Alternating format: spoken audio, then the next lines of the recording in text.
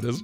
Welcome back inside Brunch. And as I said before, we've got three members from the Employers Consultative Association of Trinidad and Tobago who are joining us right now.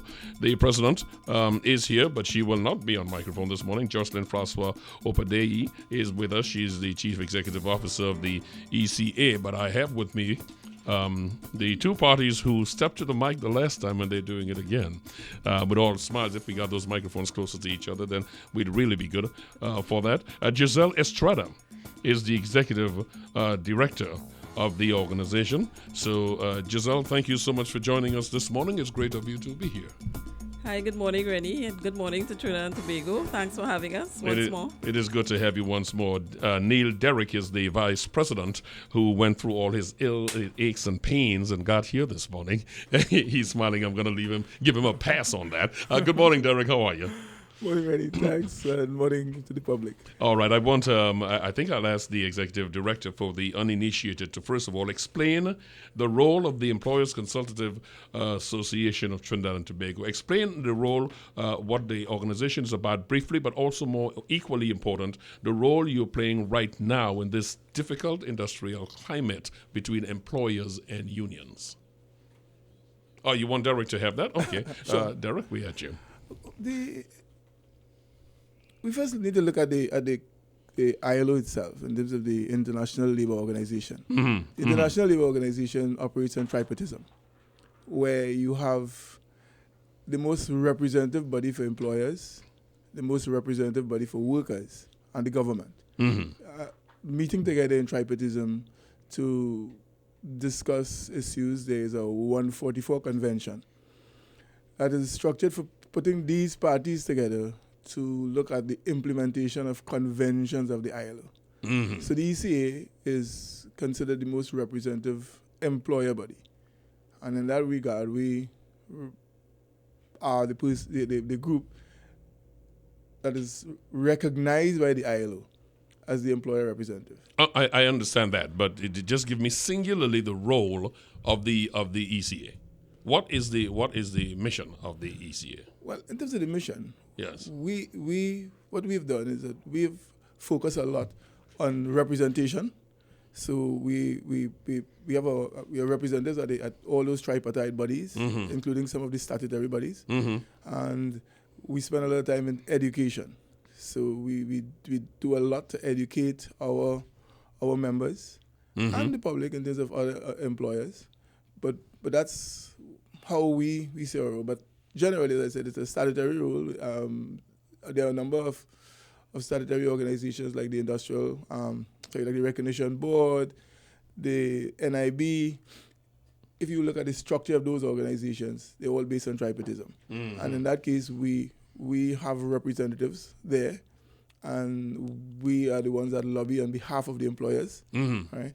And additionally, what we That is exactly what I wanted to get out of there, Sure. because 54 years of doing this, I wanted to get exactly what your ECA is doing. Yes. What you do is you make representation on behalf of employers, Yes. and of course you sit in tripartite meetings in order Sure. to bring the best information forward. That's Derrick. We got Neil all hooked up. He's been struggling with us getting our cans and stuff together. Okay, we're done with that. Let us briefly go to Geselle Estrada, who is the Executive Director. Geselle, I want to throw this at you because a lot of folks are saying some of the problems we are having in the industrial climate is because there seem to be a unwillingness of employers to deal with the new reality. Is that something that the Employers Consultative Association is seeing, unwillingness, or is that a misconception in the public on the public's behalf? I would say, Rennie, that's a misconception, and I'll expand on that statement. Please. Earlier on this year, we would have done a series of workshops with our membership in terms of addressing the current industrial relations issues, Mm-hmm. one of which would have been the retrenchment and severance benefits. Coming out of that ArcelorMittal situation, we would have had a series of workshops regarding retrenchment on the whole, because we don't want a situation in Trinidad and Tobago where there's unnecessary panic. You would have heard about 2 weeks ago when the Industrial Court President would have addressed at the Mid Symposium 4. Her symposium that she has every year, she would have addressed that issue where, again, in terms of a common denominator, the unnecessary panic. employers, and quite understandably so, would take a cue in terms of all that's happening in the wider society, in terms of the economic reality. And we are saying at the end of the day, it doesn't necessarily have to be that way in terms of pressing a panic button. We've also heard from the Minister of Labour in terms of the statistics coming forward as it relates to retrenchment. And our position at the ECA is that it is a business decision at the end of the day. Before you make any decision that you would live to regret, we would want to advise you in terms of the options open to you. What is happening from the court? What is happening in terms of the wider society? Because remember, the business in which you operates in the same environment. So you are not necessarily insulated. But at the end of the day, it means that one has to have a very reasonable approach because you are impacting workers.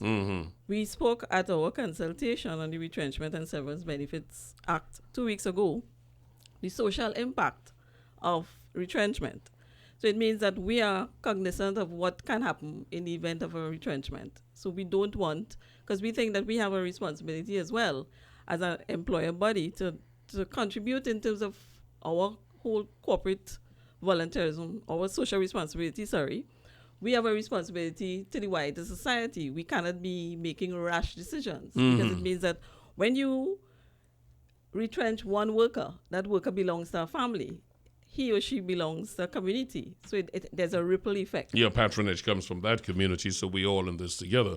Neil, Derrick, I want to take you back on a little second bite at this pie for a moment. Sure. So if I am clear from what Geselle is saying on your mission statement, the ECA represents employers. Yes. Essentially, that is your first thing. That's obvious. I am here to represent employers.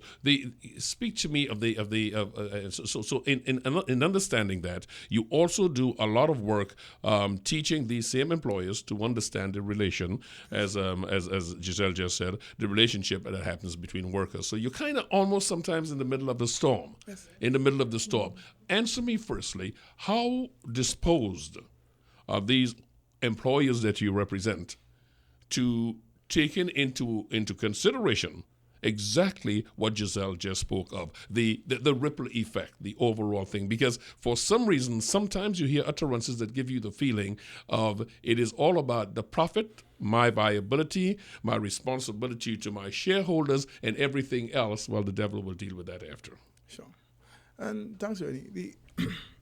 The first thing we have to understand is that one can't survive without the next. So without employees, there is no employer. Without a company, there are no employees. So that has to always be in balance. All right. And as we come closer to this whole issue of the Retrenchment and Severance Benefit Act, a lot of what, and some, I think we got some criticism in some of the comments we made, but I think we have to first face the facts. We have to look at what is happening. Right? One of the major issues coming out of this whole act is whether the act itself is doing what it was intended to do. And one issue with the act is that while the act provides for severance benefits where people are retrenched, it does not if a company is wound up. So if a company, if a company is wound up and all the people have no employment, then the act does not provide for a severance benefit for that. Right? To compound that, it's that the Company Act itself provides some hierarchy for pay.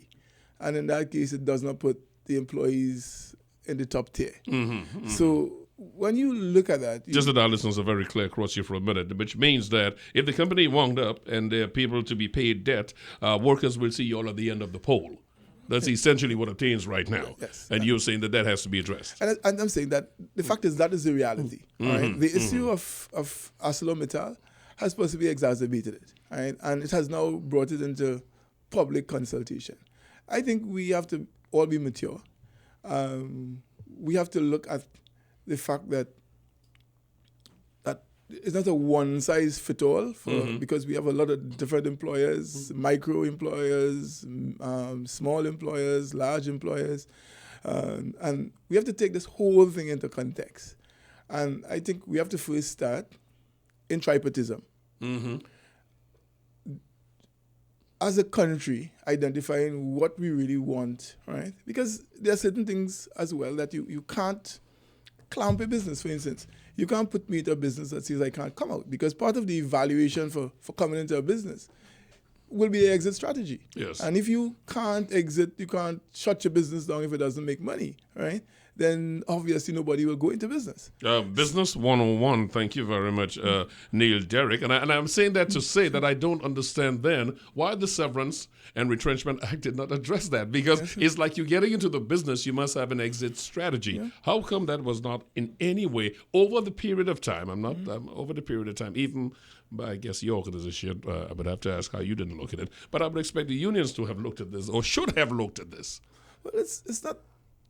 Because even internationally, a lot of what we take our cues, our guidelines from the ILO, right? And there is a convention, Convention 173, that is back 1992, I think, as far back as that speaks to the insolvency. It has not been ratified by Trinidad, and now that this issue came up, we now have the government would have started. The Minister of Labour would have created on the 24th. That consultation. So there's a start of the talks. Right? Obviously, this is something we now have to take consideration of. And like everything else, you kind of think that businesses will not just make themselves insolvent, right? Because that really creates a close. And sometimes things like that don't come up until you have incidents like the recent incident. And I think it has brought that to the fore. We have to be mature about it. We have to understand, and we have to be sure that whatever we put in place and the modification of the laws, that it takes into consideration all, including the fact that you have businesses in different categories, and all those things need to be looked at as you work for the implementation of the laws. The ministers say that this will take some time, understandable. You have these tripartite discussions.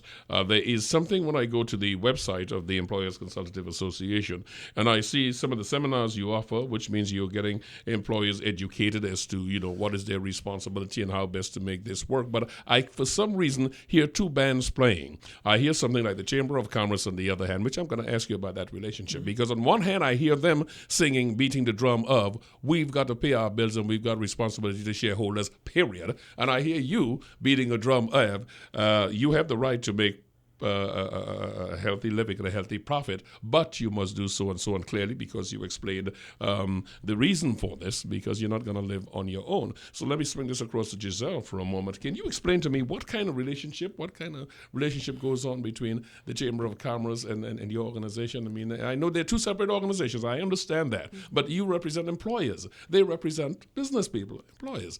Is there something I'm missing? No, you're not missing anything. Then why is it that the two choruses are singing different? No, up until a month ago, we had a joint chamber consultation with regard to amendments in the Industrial Relations Act. So there is a relationship between the two entities, because at the end of the day, the common denominator is that any amendments or any piece of legislation would impact any business.